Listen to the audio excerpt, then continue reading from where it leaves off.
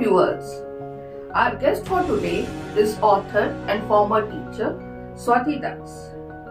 Swati Das had a long career as a teacher of English in reputed schools spanning over a period of 37 years. She has been writing since early childhood, but she has immersed herself into writing post-retirement full-time. 6 of her poetry anthologies have been published and got much recognition. An international poetry group known as Poetry Planet felicitated her for her poetic excellence, and she has won many awards from Poetry Planet as they keep conducting many poetry challenges. Wordworth Publishing has also honored her as Poet of the Year in 2022 for her book My Muses and Magic Money. Today, to take the chat forward, I have with me my friend Jaya Ray, my co-editor. So Jaya. Thank you, Anindita. Good evening, viewers. So we are happy to have Ms. Swati Das with us. Welcome to the show, Swati Di. And she is fairly honored and fairly rewarded for her achievements.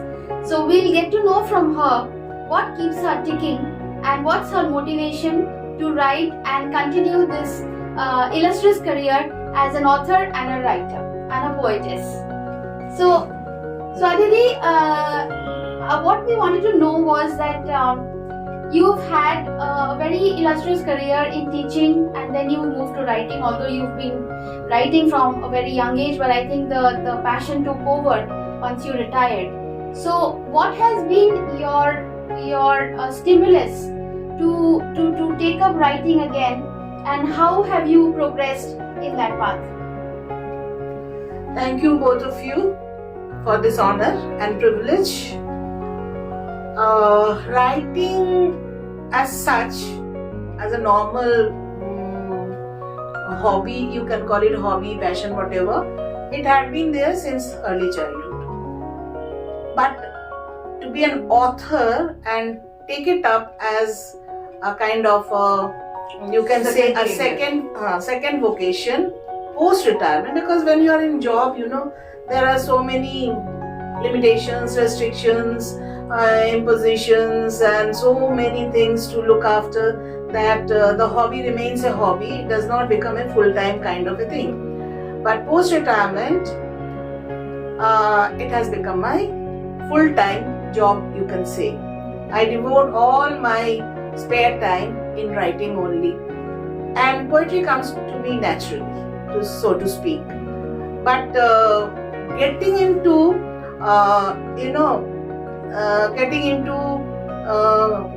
making my poems read all over the world got triggered by a small incident. I would like to share that incident. Sure. Okay. So it was at Allahabad. I was at my daughter's place, and Allahabad, is a very old city. And where they were staying, there were many old British time dilapidated buildings. And I would go for evening walks and I would look at those buildings, and lots of thoughts would come to me. So one evening, as I was going for my evening walk, I saw a building which must have been at least 200 years old, or even more than that. And that building had not fallen down, but it was broken, it was dilapidated, but it had not fallen down, and there were lots of trees and weeds and creepers growing out of it and holding the building in a way, you can say, that with their roots intact. And that sparked a thought, an idea, and I returned home and I started writing furiously. So when I shared that poem with my daughter, she was like zapped. She said, "Ma, this is too good. Why don't you publish it?" I said that I don't know anything about publishing. So what she did was, she opened her laptop and she opened up many poetry groups sites and said, "You become member of any of the sites that you want." I said, "I have got no idea about all these sites. What do they do? What is what?" He said, "You keep on sending your poems. We'll see later on." So at random, I became member of a few poetry groups. Out of all those poetry groups, I found this Poetry Planet based in Philippines. They had been conducting regular poetry challenges, and I started sending them there. Then I realized that my poems had got an international audience and it got appreciated, and these poems were being read by people from all over the world because this is an international platform, and I was getting awards also for my compositions. So that set a journey, a new journey you can say. So as I kept on writing, there were huge collections, and then I approached this Notion Press, and my first book was published through them. That's really wonderful. I think then you are taking an inspiration from your surrounding, from your environment, from your nature, and you are capturing that in your words, in your creations. Through your creations, you are actually sharing your thoughts with the audience, with the global audience. So Swati, you've been a prolific teacher as well, and you've taught for so many years. Has your extensive stint in teaching been a stimulus or sort of a enhancement for your flair for writing? See, I was teaching English and I had been a student of literature, English literature. I have studied literature, and all language teachers for that matter, they have studied literature, and they study literature because they love it. And majority of them, or majority of us who teach languages, we have that inbuilt sense of appreciation for good writing. Sure. So the seed is sown there, and then it depends upon the individual to take off. As I said, when you are in a job or when you have lots of duties to perform, these passions and hobbies, they take a back seat. But the potential is always there. Yes. Inherent skill is always there. Especially for language teachers. And I would say that other teachers also, teaching other subjects also, because this teaching learning process is such a process where you have a scope to bring out your hidden talents. So it is always there with everybody, I would say. Of course, there are some who have a natural aptitude for that, some develop it, and some work for it. That is of course. How easy or difficult is it to publish in today's time? Because nowadays we find lot of writers, lot of authors, and I suppose a life of a book is not more than 3 to 4 months, maximum about 6 months, after which it maybe it becomes a Kindle version, or it just goes on to an Amazon virtual store. So how easy or difficult it is to find a publisher and to sustain your book for a longer period of time? See, in today's world, there is a big difference between how things were published earlier and how things are getting published today.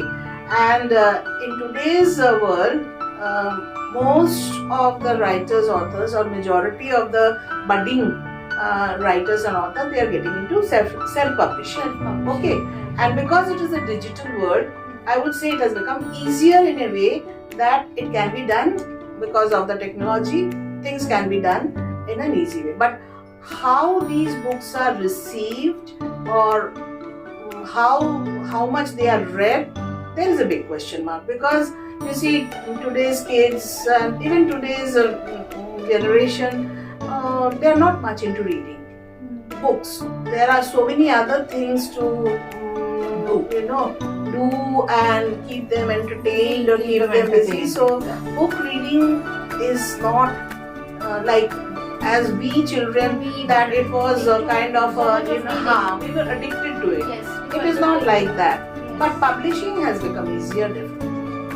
But it may be that, if you go for established publishers, they will not easily publish your books. They have other criteria, but self-publishing is easy.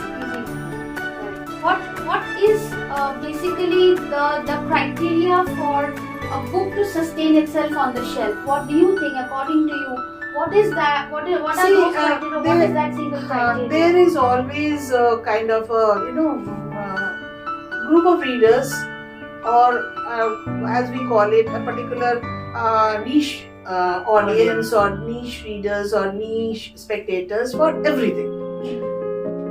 If you compare it with serials or movies, etc., everybody does not watch every movie. True. But though, like I am into poetry, so those who love poetry would go for poetry. So that way, you see, because the whole world is a big world, and even if a very small fraction of people read and buy, then also and appreciate, then also it is a huge number. Yes. It's a huge takeaway for everyone. Everyone. So what you are trying to say is that there is always a small place or maybe a decent place for every writer, every author in this world. Yes. And that author or writer can make a place for himself or herself in that small if space. If something is really good, that is always lapped up. Appreciate And shared also. there's a shared also by the word spreads by word of mouth or through good reviews, etc., etc. There are many avenues, many ways, but a good work is appreciated. So what is your future plan, Swati? What are you working on right now? Right now, I'm still working on another book anthology. 6th book is under print. It is going to be printed very soon. Very soon means in a day or two. And the next book that is also in my pipeline, I'm ready with it. In normal course it will come out, and I would like to venture out into short story writing also, where I have got a collection, but I have not yet worked on it in that manner that how to get it published. Do share your book links with our readers, so that I'm sure there must be some avid readers who will be interested to read your compositions. So we'll be happy to share that with you on our CR Park Speaks edition through our article that we give as an introduction for all our videos. So readers, do look out for it and do go through her poetry. They're definitely very interesting. Thank you. So thank you, Swati, for joining us, and thank you viewers for watching our video. We'll see you in our next one. Thank you. See you again.